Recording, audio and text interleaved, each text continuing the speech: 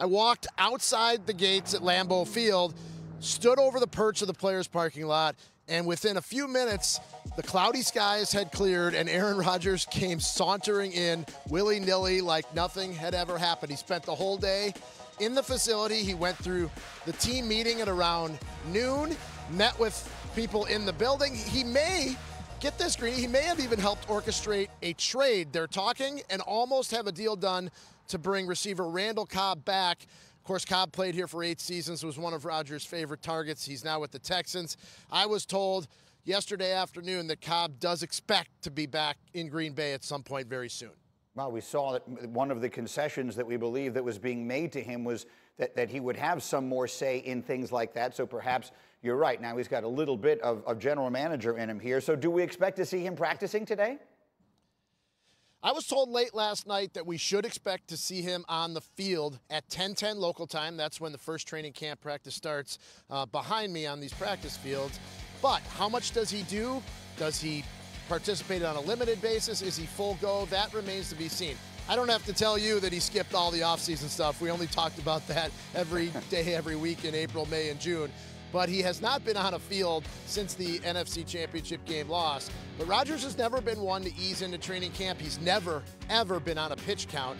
So I would expect that we would see him do something in that practice jersey today. All right, and so as we all seek explanations for the seemingly inexplicable things that have happened in the last 24 hours, do we have reason to believe that today we will get some of that? Well, he's not ducking the media, Greeny, and the team isn't hiding him. I think those are two good signs. He is speaking to the media after practice, somewhere around 1 or 2 local time this afternoon. He's one of 3 players on the media schedule. One of the others is Davante Adams, who, of course, has been in the news quite a bit. The question is, do we get the cryptic, passive-aggressive, leave everything open to interpretation Aaron Rodgers, or do we get a guy who really gives us some explanation and offers the fans a little bit of a perspective into what went on and why he ultimately decided to come back?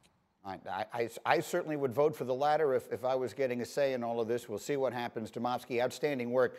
Thank you so much. We will come back to you, obviously, all day long as this thing continues to develop out there in Green Bay. And so let me bring the crew back in here again, Kimberly and Sacho. And Jeff Saturday, I see the smile on your face, and I know why it is. You were right all along. Going back the week after the draft, you came on the show and you said, he'll be there and he will play for the Packers. You were right. It's hard for me to hide my smile. I want to show you my shock face, which is no shock here, Green. The only shock that I have is that Green Bay conceded as early as they did. Honestly, I told you last week, I thought they would push him into missing regular season games to kind of pressure him, and that would be the pressure back on the organization. I think the Packers did exactly the right thing. Look, if there is an olive branch to be handed, they handed it to him and said, listen, before training camp even starts, let's try to get something done. We may only have 1 year left, but here's what we bought if you're the Packers. Time. The best quarterback on our roster, a chance to win the Super Bowl, and time to repair the relationship. If they would have pushed this thing off, I think there's no way they salvage it. At this point, if things go well in the season, potentially a Super Bowl win, I think all parties come back together. So if you're the Packers, you got to be smiling. If you're Aaron Rodgers, you got to be smiling. I love the way this thing worked out. Yeah, to that point, he didn't miss anything of consequence. I mean, he missed the mandatory, mini camp. Yeah. But for a player of his stature, obviously, that is exactly the right way to look at it. So, Sacho, all this stuff that has happened here, does it have any impact on their team? Are they, whatever it is they're destined to be this season, will all of this now nonsense, will it wind up having any impact on them at all? Well, it will if they don't win and they don't win early. So people talk about football. The fun is in winning, and you have a short-term memory when the wins start piling up. But if Aaron Rodgers doesn't play like Aaron Rodgers usually plays, all of a sudden some of those players in the locker room are going to be like, all right, man, you sat out all this time, you did all these things, and you're not doing what we expected you to do. Now, I think everyone expects Aaron Rodgers to be dominant because that's who he has always been, a 3-time MVP, a Super Bowl champion. He's dominant. But if there's the slightest sign of the Packers struggling, I think you're going to see a little bit of fracturing going on in that locker room. Okay, so we'll see. I mean, we expect it to be a really good team. And so, Kmart, let's go, because you had a really interesting perspective as we were talking this morning in our meeting, sort of bigger picture perspective on a look at the ways different quarterbacks handled their off seasons and the different results they got. Greeny, think about the 5 disgruntled quarterbacks that we had: Russell, Carson, Matt Stafford, Aaron Rodgers, and Deshaun Watson, obviously. 2 of those guys handled things behind the scenes.